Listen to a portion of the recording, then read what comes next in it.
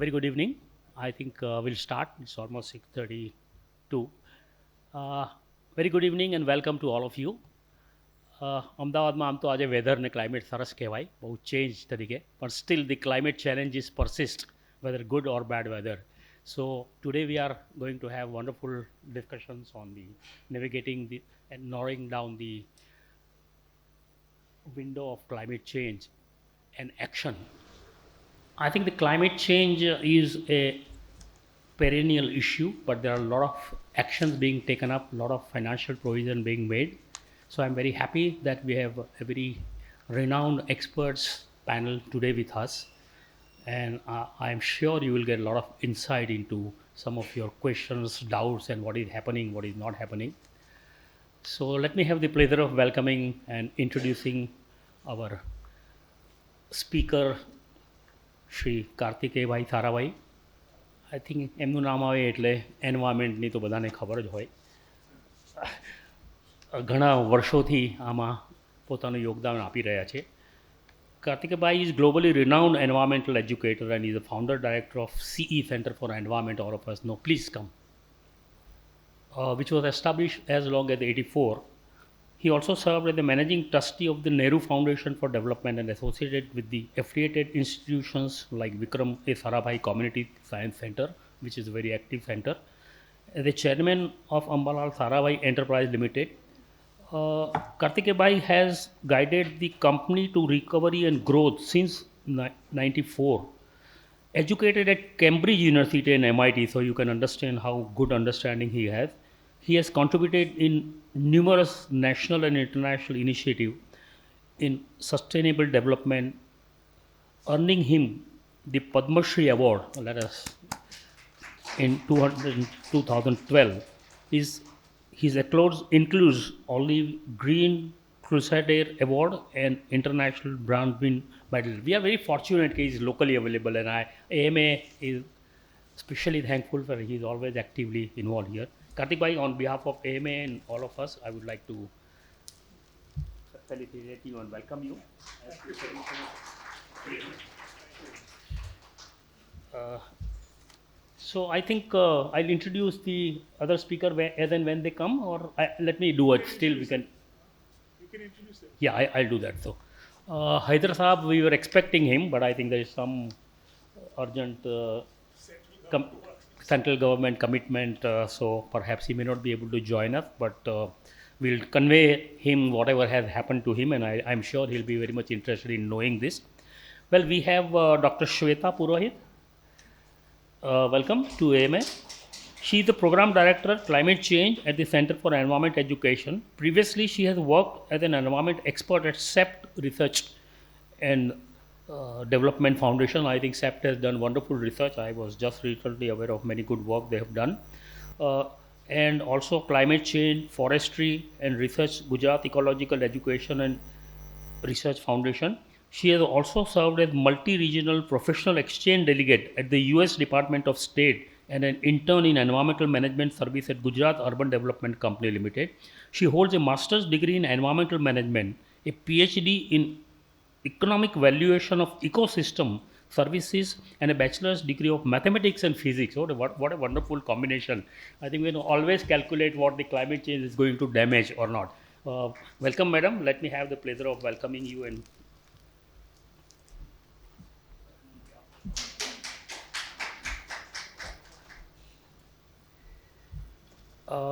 we have, I think, all expert teams. So I think a lot of data discussions, analysis is going to happen. We have Ms. Reeni Dutt, right? Have I pronounced right? Okay. Welcome, madam.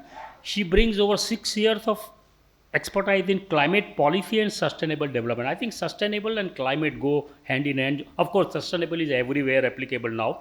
Currently serving as Associate Director, Climate Policy at Vasudha Foundation, India.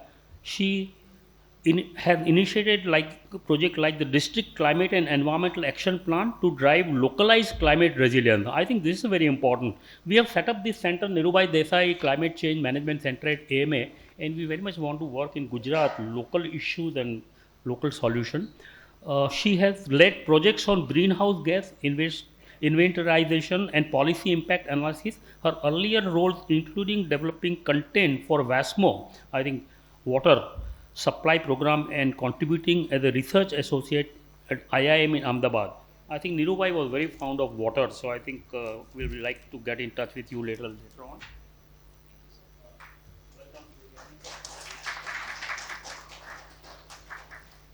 Well, so I will straight away hand over to our expert here, and let me invite Kartikeya Bhai for his presentation and his sharing of his experiences and views. Thank you, Mr. Pathak.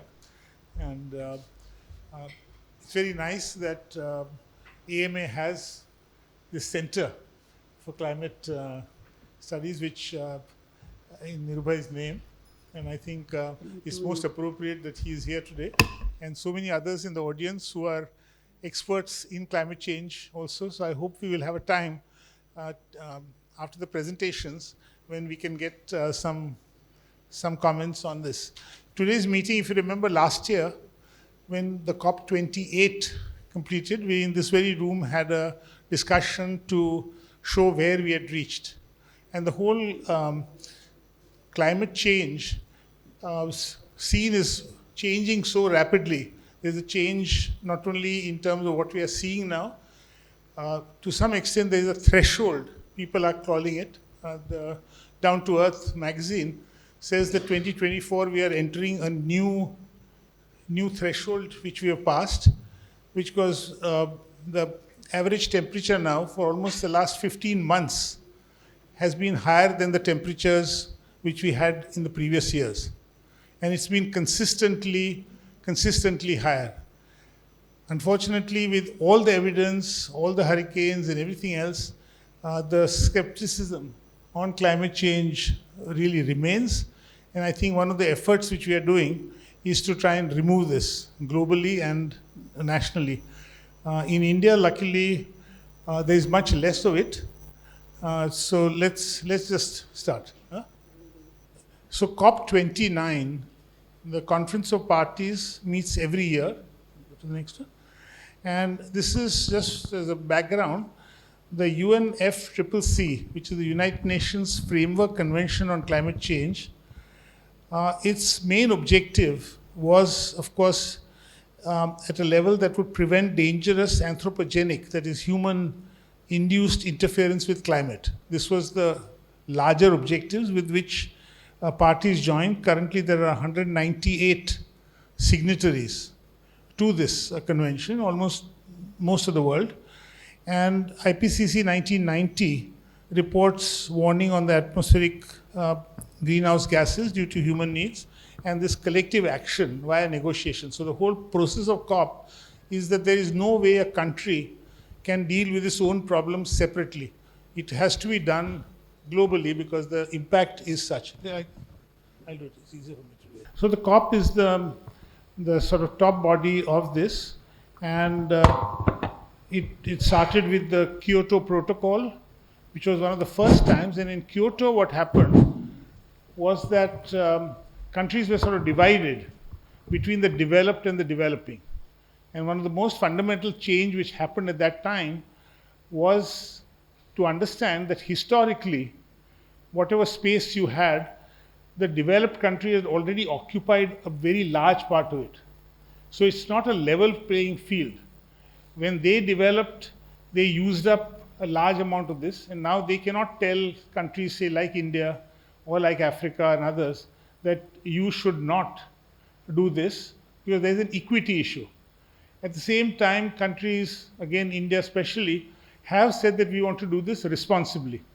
So the question was, how do you do this? But at that time, there was a feeling that there's more to be given. The Paris Agreement, which came in 2015, which all of you know, was after many years of discussion, there was a general agreement on how we should go about solving it. So the COP really measures what happens. Every country had its own nationally determined strategy for dealing with it. And India has its own, and against that we measure ourselves. So a brief history of COP.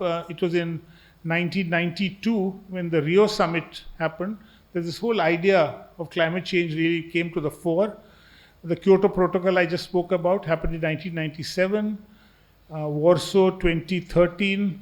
This whole concept of a mechanism for loss and damage was formally established, because what happens to country? What happens to countries which lose almost half their territory in a process like this? 2015, I just mentioned, was the Paris Accord, and then last year at UAE, which we reported, was this agreement on finance.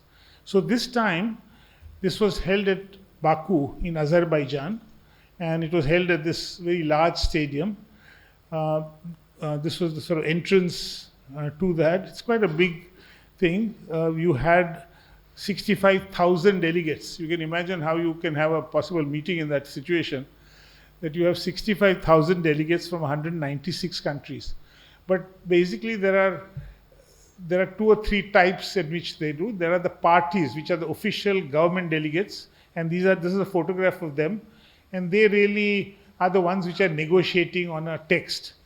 In between COPs, there is a meeting which also negotiates and prepares the papers, but the COP is the one which decides it. And then there are the countries which have their own pavilions. So every country has put up a pavilion. Usually India puts up a very large pavilion. And there are COPs, we will all remember when India's was the most, in 2015 for instance, one of the largest pavilions there. But this year, for whatever reason, India decided it did not put up a pavilion. Then there are all the NGO pavilions, all the people who are taking action. It's a very different type of atmosphere. And you can see there is also a green zone which is without needing the pass. So there is even more of a, it's almost like a mela there. But it is an annual trunk when people meet and move forward. We had gone there, and there was lots of Indian NGOs, but this is with the Vasudev Foundation, and you can see 2 of our speakers at the 2 ends of this photograph with Shweta and Rini. There were many side events which happened where we take specific discussions. These were on a series 1 on education and how education can move it. There was a Baku Declaration that education needs to be stressed. Now, this is a curve which most of you must have seen in different forms. There's a dark line which is the average, but there is a thinner line behind it which goes up and down. So it's a curve which goes up, but if you can see, compared to pre-industrial levels, which is at 0, how temperatures have gone up. Now we are talking here of temperatures of 1 degree, 1.5 degrees Celsius going up. And normally anyone will ask, what is so great about this thing? I mean, after morning till evening, the temperature is more different. Summer to winter, it's even bigger difference. So why is this 1.5 degrees so critical? And when I go into a class with students, I said that, how many of you have had a fever? Can you raise your hands? And of course, every hand goes up. And then you say that when your temperature, body temperature went up by even 1 degrees or 1.5 degrees, could you go to school or could you function? The answer is obviously no. So we are talking about a systemic temperature change and not the type of change which you're, for outside change, we just wear a sweater or something. But when the whole system changes, it changes the temperature of the ocean. It changes the way the land is. It changes, therefore, the patterns by which things, as a result of it, now there are moisture levels going up. So you sometimes have a low pressure area which is also now behaving differently from what the modeling is. So this whole prediction, but it is just keep on going up. And this is what is scary. This is showing one, because it's 2020 at the end. But if you go to 2024, it is sort of touching 1.5. It's not a 1.5 average for the whole year yet, but it has touched several months, has touched 1.5. And we are very close to that. In Paris, the agreement was finally for 2 degrees, but people realized that unless you can bring it down below 1.5, you are not going to succeed. So we are very close to that point. Now, if you see what happened last year, you see on this map that India has shown, we see all these floods and heavy rainfalls. In America, you see the hurricanes which have come. Other places you see forest fires.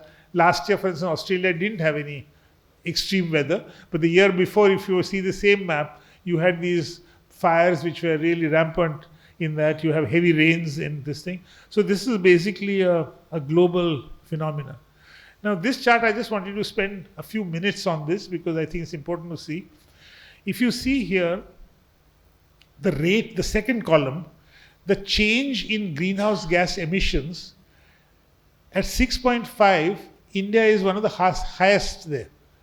Percentage wise, our change in greenhouse gases has been the highest, followed by China at 5.2. If you take developed countries like Europe, for instance, minus 7.5, US minus 1.4. So there is an effort globally to reduce it, but immediately people blame that how come India and China is not reducing. For that answer, you have to look at column 3. Now, when you look at column 3, the average per capita emissions in China is 11, in USA is 18, in India it's 2.9. So the point is that with this large population, 16% of mankind, the highest nation, that our aspirations for development are obviously connected with energy. And if we don't have the space to grow with that energy, there is a problem. So here the whole question is, what is equity? Is equity that we are all able to reach the same level, or can you suddenly at one stage say, why are you growing that much? Why are you not reducing it? There was, if you remember at the last COP, this whole question of whether coal-powered things should be phased out or phased down. And we said that, look, for us, we are growing our, the Prime Minister, as you know, has got the Solar Alliance, International Solar Alliance with the French and others, growing much more rapidly in renewable energies. But at the same time, our coal, we cannot just now, if we want our development, because we also have the 2047 Viksit Bharat goal.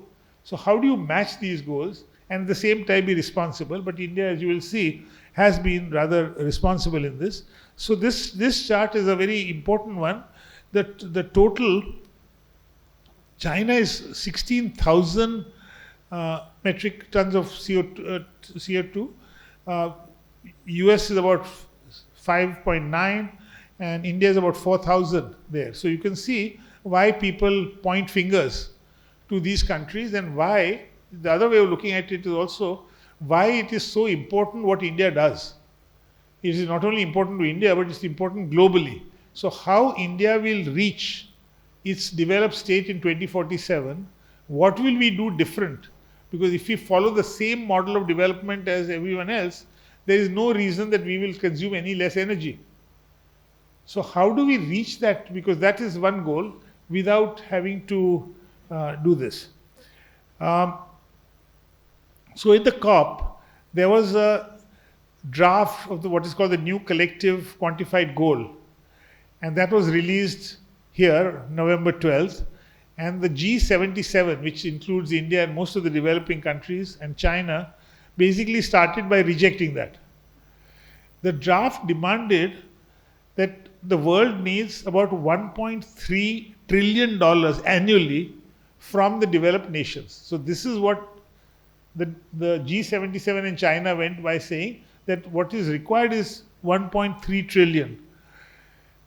By November 13th, a revised draft was already shared for further discussion. By November 16, the chairs, because whoever is hosting this country has a responsibility to bring everyone together. And they all want a draft declaration in their country's name. There will be nothing like a Baku declaration or this declaration. So they started November 20th, the African negotiations and things, but there were reports that they would only give 200 to 300 billions. Instead of that 1.3 trillion, about 200 to 300 billion. So China called it a joke, that this is not how you can do it. November 21st, a coalition of 80 countries proposes a roadmap. So what they did was very cleverly, because they could have no consensus on this, that they said from this year, COP 29 to COP 30, which is in Brazil next year, we will work out a way in which this 1.3 trillion can be reached. How will we mobilize? But as of now, we are only willing to initially 200 and now 300. So G77 then finally said, how about 500 billion? But this is like a horse trading. And finally it was 300 billion by which was agreed. But it was also agreed that we will work towards this. But there are many more aspects of this which my colleagues will explain to you what it is. So what the main issues which we are going to discuss, one is the finance, one is adaptation finance. Adaptation is, as you know, that if something is going to happen in any case, before it gets better, it's going to get worse, then you have to find a way of protecting yourself.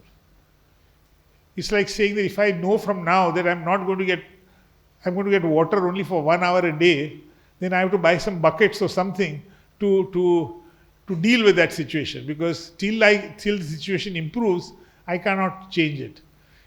What is also interesting, which again my colleague will explain, that the global carbon market, which for almost 20 years, they've been discussing, and it's been out of the official side, how do I make the carbon market part of the process? How do you regulate it in this? And then there were certain Baku initiatives, I think about 20 or so Baku initiatives. So when the final agreement came, there will be more discussion on this, as I said, about the 300 billion. But I'm showing this slide, it's been shown again. This is the executive secretary, who basically was trying to have a very brave face. And if you hear him on YouTube, he's trying to say how it was still a very good thing. We at least went from the earlier one to 300, so incrementally it's much better. And don't worry, we have not given up on that and things like that. But the Indian government had a slightly different view, and I wanted to share this. So, Meena, can you share? For the presidency, we had informed the Secretariat that we wanted to make a statement prior to any decision on the adoption. However, and this is for everyone to see, this has been stage managed, and we are extremely, extremely disappointed with this incident.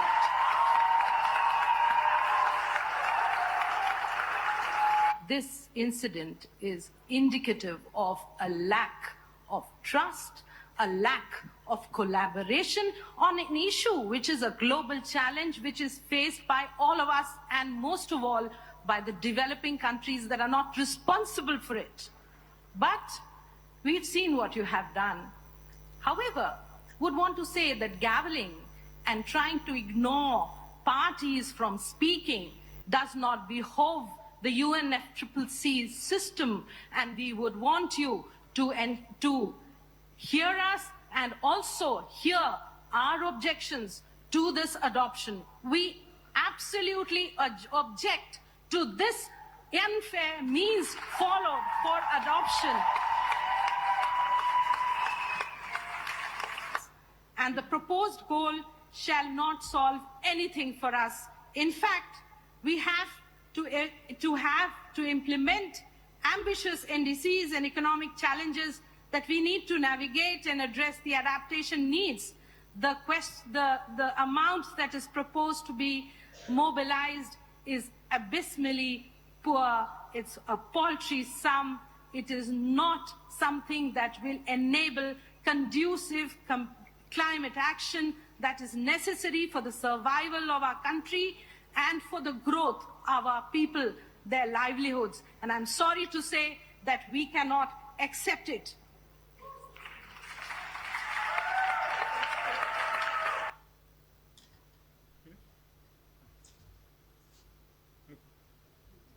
No, that's okay.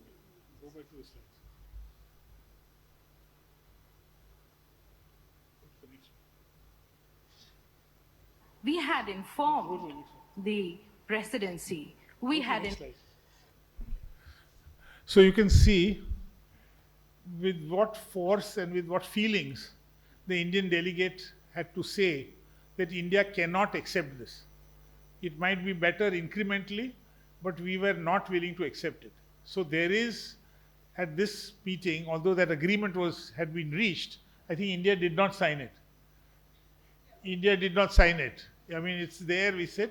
And what is interesting, and I will ask now Shweta to explain this further, because it is not as easy to say, that, okay, we will give you even the 300. Even there are all sorts of conditions, and when that even starts. So even there, I think they shortchanged it by saying we will start giving that by 2035, I think. By 2035, we will start giving. So first of all, you are not giving the trillion. Then the second question, so why don't you come? So I'll ask my colleague Shweta to now take us through the next few slides. Shweta? Thank you, sir.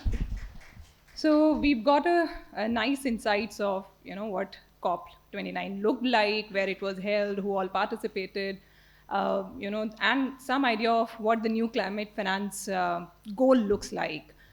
As sir said, and of course, India did not accept the final text of this goal because, as Madam Raina, who is also the economic advisor with the Ministry of Finance, Government of India, and was India's representative at COP29, very rightly mentioned that this finance commitment will not be sufficient to meet the needs of the developing countries across the globe to combat the impacts of climate change, as well as to move up to mitigate climate change at the first place.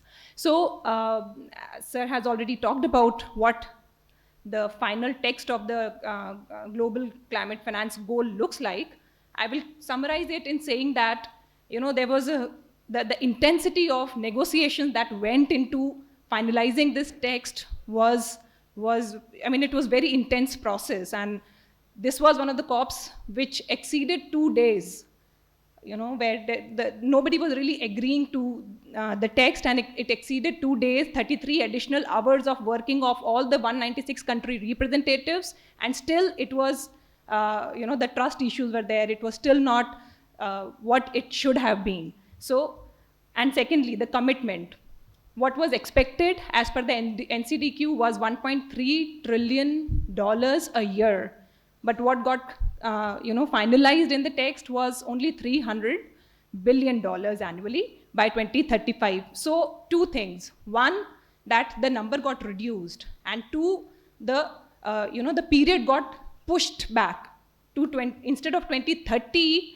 And after 2030, the intensity of climate impacts for every country will change. The need for climate finance by the developing countries will also change. But they pushed back the 2030 ke bajaye, they pushed it back to 2035. So all these complex negotiations in that arena have happened. Then, of course, the sources.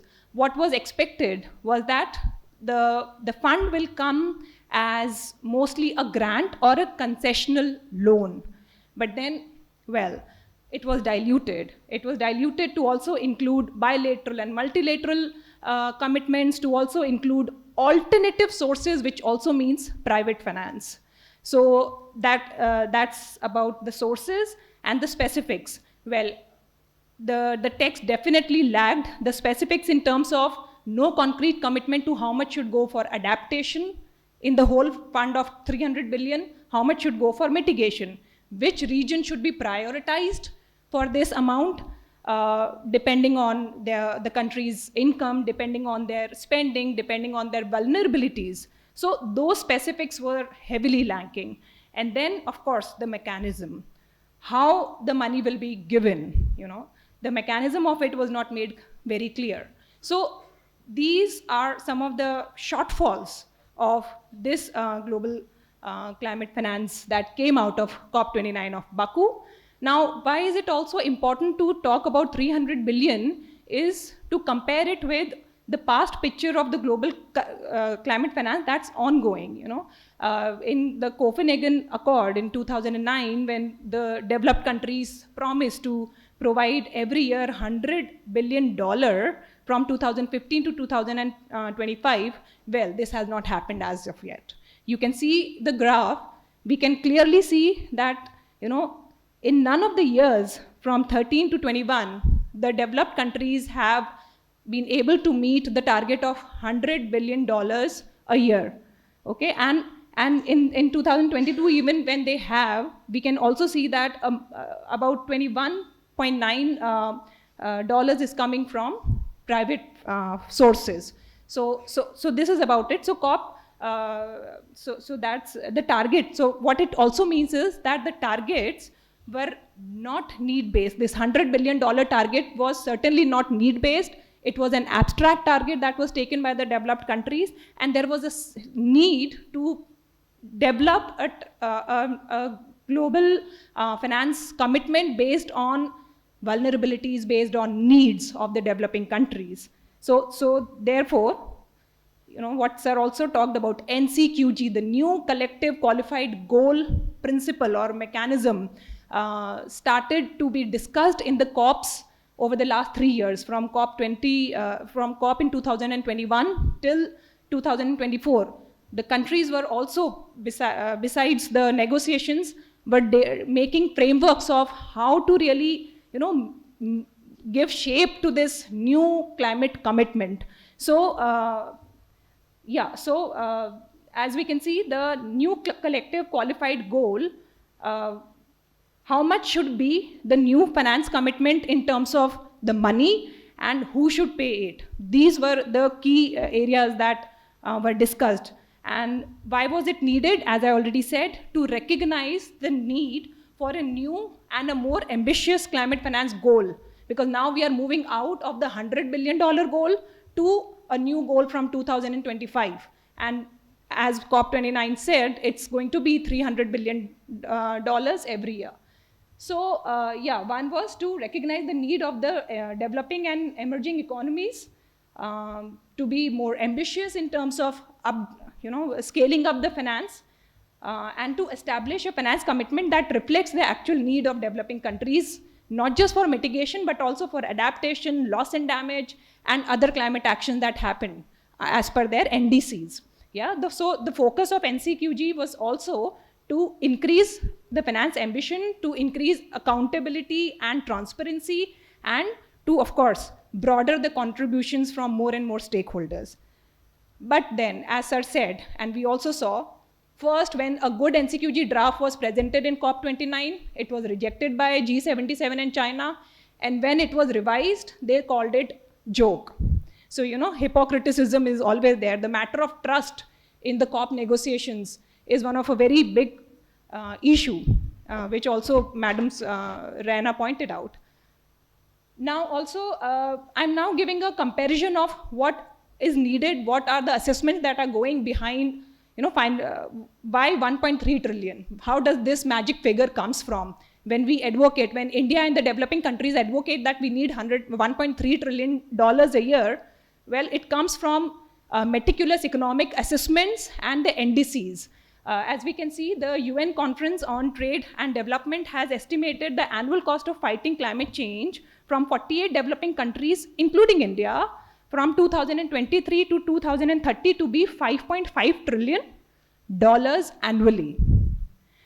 Another estimate was done by an independent high-level expert group of climate finance. Now, IPCC usually depends on these publications, to kind of look into the picture of what the climate finance should be and would be. So this report said that the annual cost of meeting climate-related spendings by emerging markets and developing countries, including India but not including China. China is a special case, is going to be $2.4 trillion annually. But what we still demand is $1.3 trillion, because it's assumed that 50% of the 2.4 trillion that's needed by the country will come from its own national funds, from its own national policies and from its own national budgets.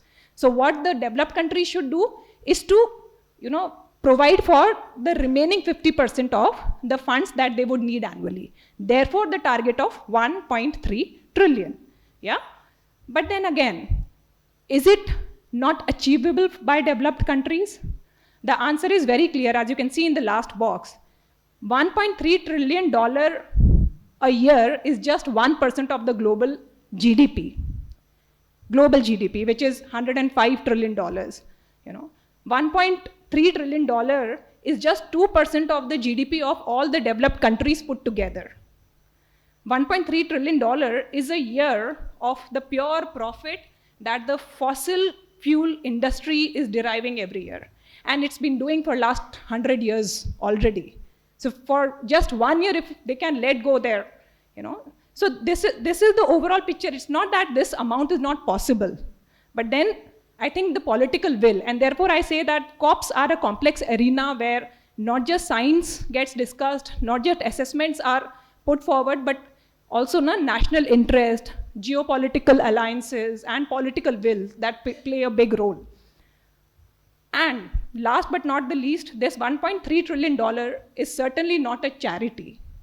It is a question of climate justice, which has been talked by Kartikeya Bhai very pertinently. It's a matter of climate justice because the developing countries have not contributed to the climate change that we are seeing today. And if we see the historical emissions, India is just 3% of the total historical emissions that has happened, despite holding the largest population on the globe, and the per capita emissions also. So it's a matter of climate justice. If their development has happened using fossil fuels, which has caused climate change, well, they should be kind of being modest to provide finance to the developing countries so that they can shift away from such a development that has happened. So this is about it. Now talking about what further got discussed in the COP. Well, in terms of adaptation and mitigation, also this COP was a mixed bag. In terms of mitigation and adaptation, ambitions lagged the sufficient financial support that was needed. It certainly raised concerns about meeting the climate goals that the countries are taking, the NDCs that they are promising every in a cycle of every 5 years. So the key gaps definitely include that no progress made on the UAE dialogue, and adaptation finance is far from sufficient. The adaptation finance gap, as you can see, is pretty huge as against the target of 300 million. Now talking about what were the key developments in terms of climate adaptation and global goal on adaptation. You may know in the last COP in in Dubai, the global goal on adaptation also got kind of decided. So the framework of this global goal on adaptation was discussed in this COP, and an estimated public expenditure on adaptation was also kind of decided. However, the priority sectors for adaptation actions were clearly spelled out. They are going to be agriculture, water resources, health, and infrastructure. Talking about how countries should talk about their adaptation action plans, well, many countries are yet to provide adaptation action plans, including India. But then what was suggested is parties should kind of align it with the global goal on adaptation, as well as under their enhanced transparency framework. A lot of meetings on transparency frameworks also happened in the COP. Yeah. So what does it mean for India? Here I would like to talk about one important aspect, that because of climate change, India is losing its GDP every year. To what percentage? That's what the graph is all about.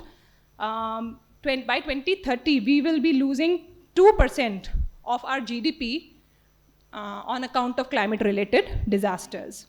Yeah, and it's likely to be, and as you can see, it's always more than the global average. So that's another question. India really needs that climate finance because we are more vulnerable. And also the Global Climate Risk Index has found out that India is among the top 10 most vulnerable countries in the world. Yeah. And of course, yeah. Another important decision that happened in this COP29 Baku, and it is a very welcome initiative, is that finally the world came to a consensus of having a new global carbon market. In the sense that now we are out of the Kyoto Protocol period in that sense, and the world was really needing a carbon market other than the voluntary market. As of now, a lot of voluntary carbon trade is happening, but then we all know the issues on methodologies, the issues on transparencies, and the issues on real impacts. So this COP I would say the biggest achievement has also been to finalize a global carbon market, in the sense that they decided that a centralized UN carbon market will be established with robust standards, and all the countries agreed upon it. This is actually a part of Article 6 of the Paris Agreement, talking about what were the important things that were included that are included and will be further broken down or detailed in the next COP discussions, are that first, the countries will now get clear guidelines for authorizing and tracking carbon credit trades, and they will also have a robust technical review ensuring transparency and environmental integrity. In terms of operationalizing this global centralized UN carbon market, well, there are two things that for which the rules have been finalized. One is the internationally tradable mitigation outcomes and the Paris Agreement crediting mechanism. They both will now be more compatible. So they, whether the project is framed under either of this, they will be compatible, and also enabling multilateral and bilateral cooperative approaches. Then focus on high integrity credits, because a lot of greenwashing is happening through carbon markets. So there's a huge focus on the high integrity credits, and of course interoperability within the registries. So there are a lot of registries that will come up, of course, after this global carbon UN carbon market takes a better shape. So there will be interoperability between these registries. Special circumstances considerations will be given to the least developed countries and the small island nations. Yeah, this is how it will look. There will be a host country that through the UN centralized market mechanism, they will approach the buyer, and then after a due process of validation, the buyer country will provide the financial support to the host country. So that was about the key outcome under carbon markets. Besides Baku initiative, there were a lot of 14 Baku initiatives that happened in this COP. Important ones were the Baku Initiative on Human Development for Climate Resilience, which included priority sectors like health, education, and social security, as well as the Baku Harmonia Climate Initiative for farmers. Good thing that the agriculture sector came in as one of the initiatives that Baku took. I think this is not so much relevant here, but then yes, India has dropped 3 places in terms of our climate change performance index. Nonetheless, we are still among the largest country that is still in first 10. So yeah, with that I will ask Rini Dutt, Associate Director with Vasudha Foundation, to talk about the India's initiatives in this direction. Thank you. So the carbon, while they are fitting this in, the carbon market mechanism, which is now getting into a different phase, will involve, I think, a lot of training and capacity building of people. And I think AMA can take a major initiative in that, because it is a financial incentive which is possible. So far it's been outside the main system. And I think while the main finance thing, you see, it depends on how you look at it. If you say 1.3 was not achieved, that's true. But you went from 100 to 300. So they are saying that, okay, we tripled it, but it's obviously not enough. So it depends on how you see the success or not otherwise. Rini, over to you. So I can continue the flow, but I thought I'll just take 30 seconds, break the flow, and acknowledge a few things here. So I am Rini Dutt, and I am a product of something that Karthik Bhai and CE envisaged a decade ago, which is the climate change course, which CE and Gujarat University had started then. And I'm so grateful that, so many of us through that program and things that they are doing now for the school children and all, I'm sure all of this will pave the road, and a lot of people will get, involved in this kind of initiatives. So thank you. Not just for calling me here today, but for all the work that you have been doing all these years.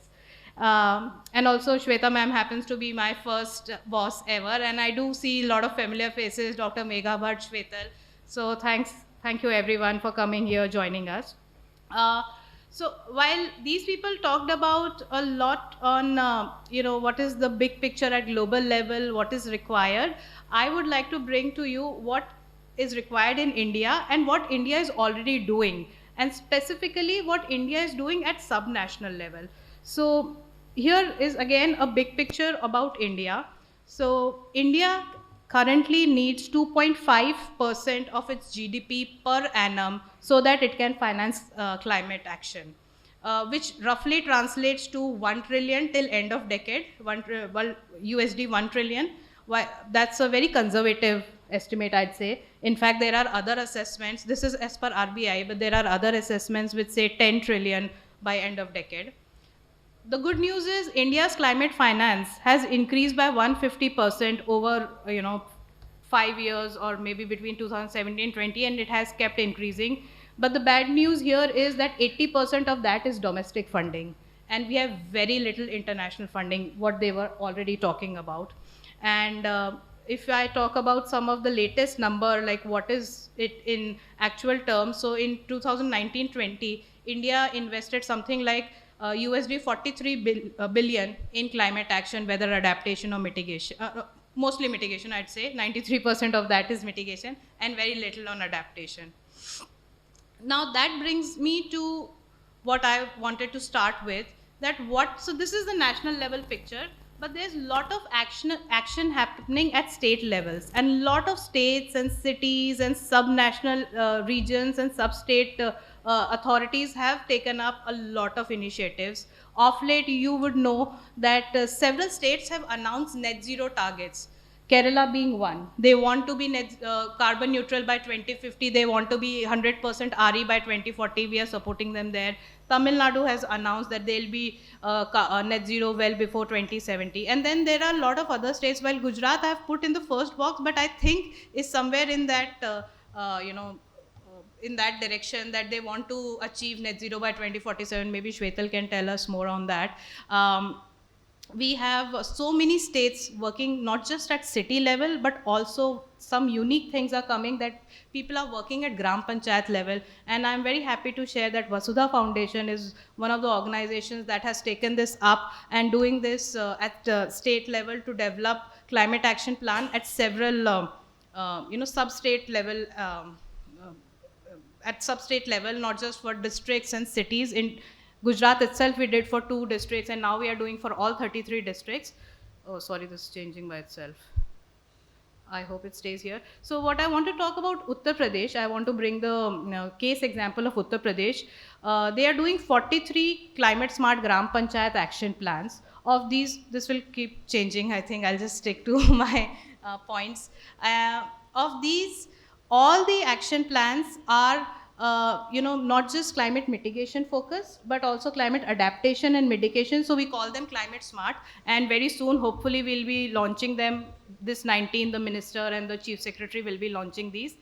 The financing bit. So, you can make several recommendations, you can make several calculations, all assessments you can do, climate variability, vulnerability, but where does the finance come? So the financing bit, what unique thing we came up here is that we did a tripartite MOU with, so basically each Gram Panchayat has an MOU with the Department of Environment, Forest and Climate Change and a CSR. So not all 43 have been able to secure that, but a lot of those have been able to secure. And if I go back to this slide, this also has some of our work with Niti Aayog, but you can see that the financing requirement for 43 Gram Panchayats in UP and another 11 across India that we are doing with Niti is something like 175 million INR. Out of this, 30 to 35% can be achieved by when you converge the existing schemes, central government and state government. But there's still this gap of 115 million INR. Where do you get that? For some Gram Panchayats have been lucky enough, blessed enough, or have been proactive enough to secure those funding through CSR MOUs, but some are still seeking. So while there is an appetite at state level that they want to do climate action, lot of things are happening even in Gujarat, but where do you get the resources from? So that's the question. So if I just talk about these three, these are the some numbers that I want to highlight. These, 43 plus 11 GPs, overall a population of 2,80,000 is being covered. These gram panchayats have a potential of more than 138 megawatt solar potential. If some green activities and sequestration activities recommendations are put in place, they have a potential to mitigate 7.5 million tons of CO2 per annum in a time frame of 15 to 20. So these numbers look amazing, but yes, we need to bring the resources. One, I think another case example, and I think that would be the last case example that I'd like to share here, is something about what you were saying, sir, on the carbon credits. And we have all heard about this Indore Municipal Corporation earning 50 lakhs through biomethanation plant. But what has been the model here is something that we need to probably learn from, and we can all consider this when we reach out to our policymakers. So here the capital cost came from the private organization or the investor who made the biomethanation plant, but the land for that biomethanation plant came from IMC, the Indore Municipal Corporation. The private investor had this, that they wanted a minimum guarantee, a minimum ensured quantity of good quality organic waste coming to them, to which IMC agreed. And that's why Indore is so famous, because not only are they doing well in that Swachh Bharat, where every year they are getting the prize, but as a result, they are able to run this biomethanation plant. The biogas which is generated from this, IMC buys from this private investor, or the person the company that had put up this plant at 50% 50% reduced rate, and they are running around 146 city buses on that now. So it's a win-win situation. And in addition to this, you have other co-benefits of adaptation. Your city is cleaner and sanitized and all those things. So I think we can, let go of the numbers. But what I want to bring, this project, along with a couple of more projects in Indore, help them earn 5 million INR in the first project cycle of the carbon credits when they applied, against 1.7 lakh tons of CO2 carbon credits. And in the second verification cycle, they earned 80 million, which is a huge amount. So like these innovative, the other thing is, I think the green municipal bonds, which is picking up pace. And Surat, I think, Vadodara has done amazing work in that direction. And the last thing that I want to say here, and something that we can all take from here, that where do we begin? What do we do, and how do we ensure that our policymakers and our state and my city is doing what it needs to do, so that climate action is taking place, but we are well financed? So the first thing that we need to do is we need to do budget tagging. We need to identify our baselines. We need to know where our budget flows are going, how much is going for mitigation, how much is going for adaptation, directly, indirectly. There are various methodologies. There's a methodology of UNDP called the Climate Policy Expenditure and Institutional Review. You can use that and do the budget tagging for your state or city, municipal budget or state budget. If you see a gap, which definitely would be, you prepare a budget at sub-national level or sub-state level specifically for climate. Odisha is doing that, Assam is doing that, Bihar is very soon coming up with that. Then we talk about convergence of schemes. For example, the MG Narega has a lot of climate adaptation angle associated with it. So how do we converge the schemes? How do we mobilize private sector? So in case of UP, we saw that the private sector was mobilized, but how does the public sector ensure that you de-risk the private investments? So you have to ensure that if a private company is coming, it has to be de-risked, which IMC did, right? And then of course you need to have community, industry, government connect, and you need to identify and develop bankable projects for your city and state. I think that's where we start from. I will end here. Just one thing. If you saw the first slide that I showed, where India has done a lot of announcements sub-state level, and this is the slide of where Vasudha Foundation is working. And if you overlay both, you'll see that Vasudha is already working in these states, and we are helping all these states, work towards climate action. I'll end it here, and thank you again very much.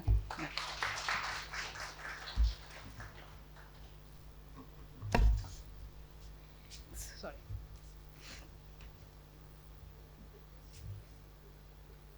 No. questions that you got? Yeah. So let's, yeah. So you will ask the question? Yeah. So we want to open it. Shwetal, can you give the mic? Yeah. Shwetal.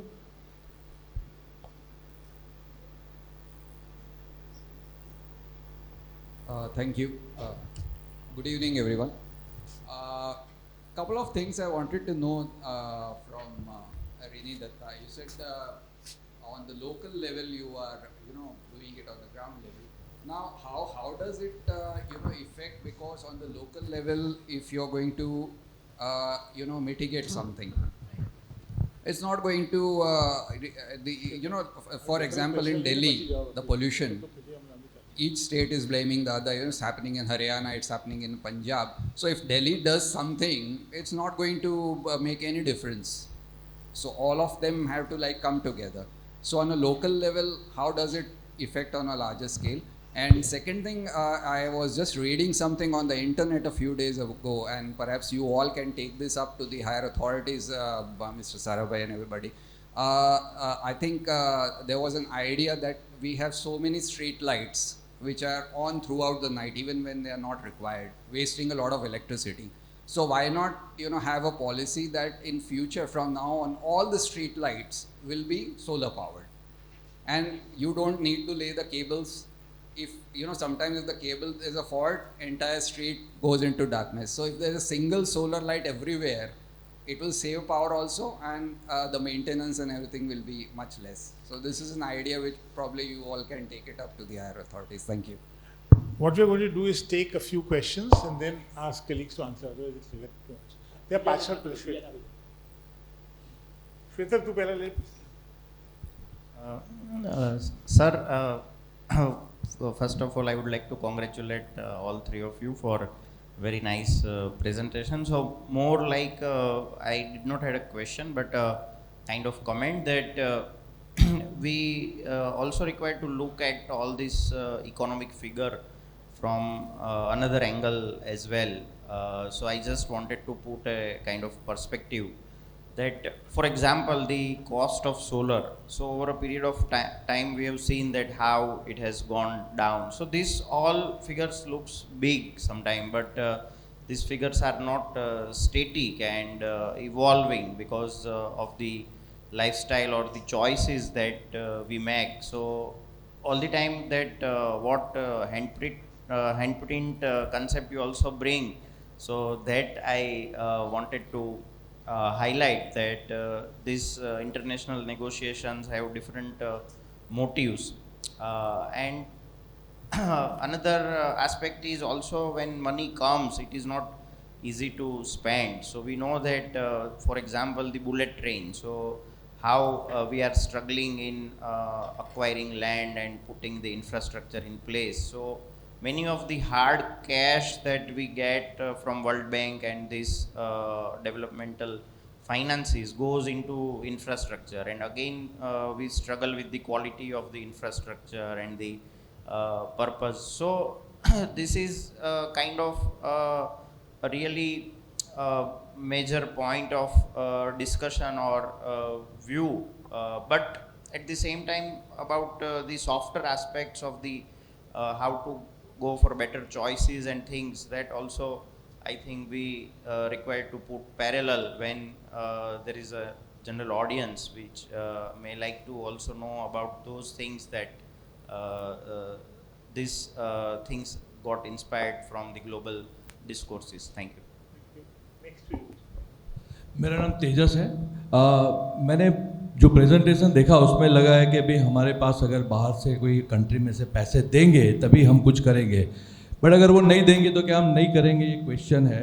ठीक है, तो क्या एक notification announce हुआ था credit, green credit programmes, ये notification 2 साल से है, जिसके अंदर कार्बन क्रेडिट भी है, वाटर क्रेडिट भी है।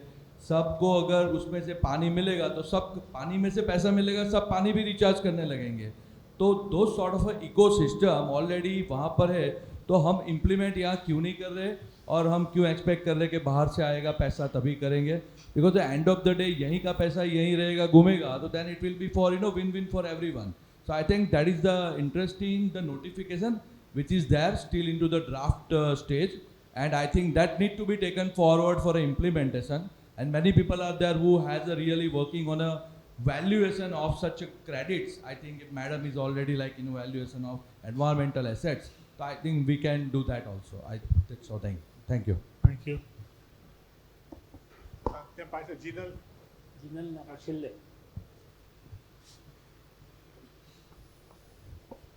Thank you.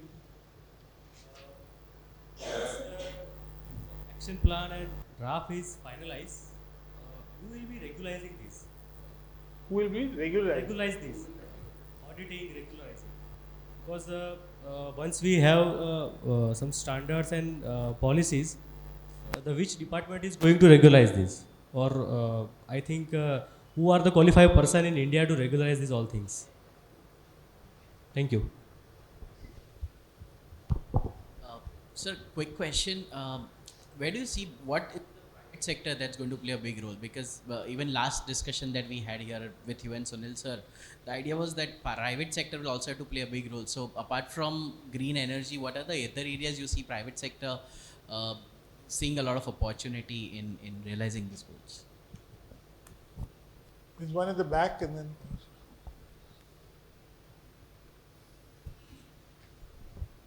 Hi, so my question is that, Shweta mentioned that fossil fuel industry has been there for 100 years or more.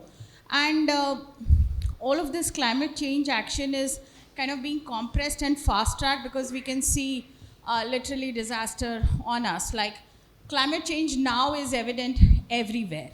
So when you were talking about solar energy or wind energy, all of that to just manufacture the solar panels or the wind panels or getting them from that remote factory to where it needs to be, that takes fossil fuels, that takes the transportation and everything. So the world is essentially, all of the infrastructure around the world is built for fossil fuel and the way it is used. So when you are making these decisions or these policy, do you kind of take into account that to just change that infrastructure that over the 100 years has been built to use fossil fuels, to suddenly shift to, or even suddenly, even 10 years or a decade is sudden in this kind of time frame, that it just makes it invisible, but fossil fuel really does not get reduced. So how does it counted for Thank you.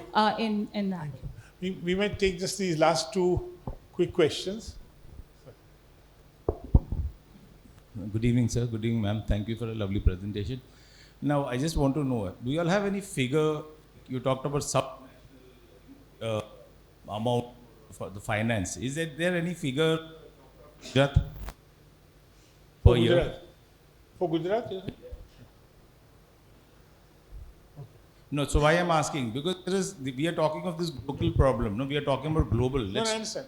So, no, one suggestion, because ma'am said about Indore getting 50 lakhs and they getting land. There's a very good place where we can start this thing at Pirana. There's a lot of, nobody wants, last 3-4 years I've been trying to follow up, nobody wants to do biomethanation there when they can get more than 150 lakhs a year. But if you go and tell them, they say, no, that's not possible. So we have it here. We don't need to talk about local. Let's start looking at our locals, charity begins at home. So if we know the figure that needs, we can work backwards and do the math and get the money. Okay, last now. Last. Thank you, sir, for the opportunity. I have two questions. First, I want to understand, do you think that we lack the right marketing and understanding of climate change? Because if we talk just about our city, Ahmedabad, we have compost pits in almost every AMC park. But in my 1 month of survey of at least 10 parks, I have not seen anyone use it.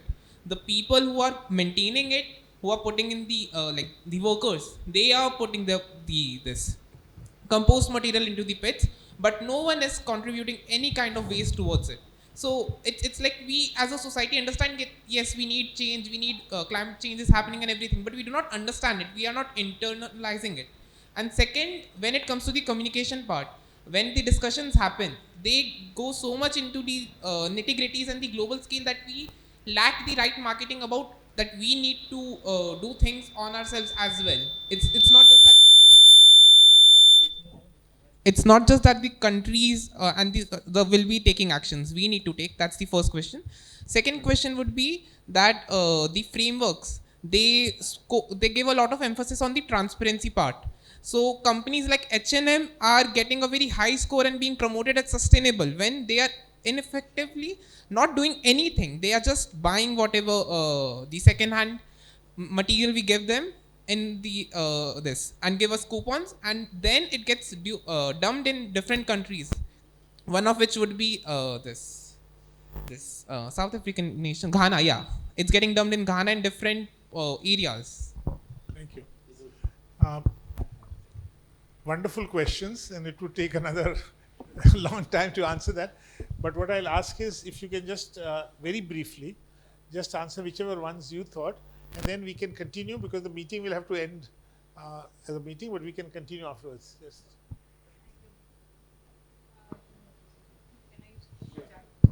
Okay. So thank you. I think I'll try and address 3 questions very briefly. First is, sir, what you said, that how can, like, if we are doing something at local level, how is it contributing globally? I'd say, why will it not contribute globally? Okay. And I will again quote something that I learned from Karthik Bhai in my first class of what I attended in this course that I did. And he said that there are no universal solutions. And I use your verbatim, sir, in lot of, prefaces I write for government people and all. And sir, there are no universal solutions. You have to find regional solutions. And regional solutions will come when you do the baseline assessments at local level. So you have to have the bottom-up approach. You have to have you need to break down the national targets. So India has set in its nationally determined contributions, the national goals and all. But India, how will it achieve? Only when states contribute. And how will the state achieve? Only when districts contribute. So that's my answer there. And again, what I think Tejas Bhai was bringing in, even if globally we don't achieve, while that's the goal, we can earn credits. Green credit India has come up with, and through carbon credits. One other question was, who regularizes the action plans? Well, at district level, of course, the district collector and the district administration will do it. At state level, the state nodal department. In case of Gujarat, it is the climate change department. In case of, if it is something related to energy, it will be the Energy Renewable Development Agency and things like that. So there are agencies and people are working towards it, and several state nodal departments are working towards all that. I think there was one more figure for Gujarat. Yeah, sure. Just one word. Yeah, so just one word. I'll try. On the question on, infrastructure which are there for like hundreds of years on fossil fuel, I will just say that, how often do you think are we changing our mobiles? Technologies are really changing fast, and we need to be more efficient. We need to be more cognizant of the environment, and therefore these transitions are somehow a must, and they are going to come. So the better we plan, the better we will reach our targets and goals. On the regulations, maybe somebody was asking ki kaise hoga. So yeah, there will be of course a body at the global level, but at India level also there will be subsidiary bodies who will be taking care of all the methodologies and everything. For example, in the Kyoto Protocol thing, there were national accreditation boards. For example, ICFRE was one of them for forestry sector.